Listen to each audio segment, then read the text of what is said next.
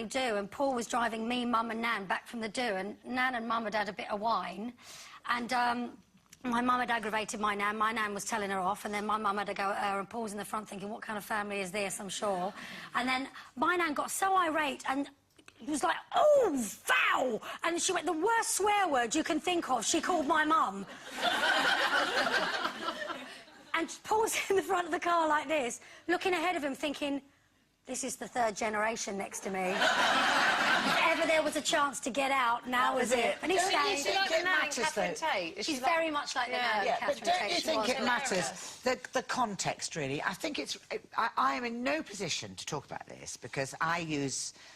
words that aren't right, really, sometimes, but often in jokes. Yeah. And I go on and on at my husband, dear old Mr. Spain, about swearing, because he doesn't check out the room before he decides to swear. So some people are offended, and I think I have respect for that. And if people don't like bad language, I completely understand it. Equally, sometimes, if it's used in the right context, it's absolutely perfect. And there are jokes that if you didn't say the words, they wouldn't be right. So your jokes, especially. Well, because they are near the mark. And actually, the reason that you get away with it is because you're really posh. And when you tell a joke, well, you are. And when she tells these filthy jokes, honestly, she comes out with the, you know, bad word. People can't believe it, and honestly, they think it makes the joke so much funnier. Yeah, I mean, I can't lecture anybody on swearing because I'm quite bad, especially if I've got, like, you know, airport rage, or, you know, coming through and there's a big queue like there was, you know, the other night, last night, in fact.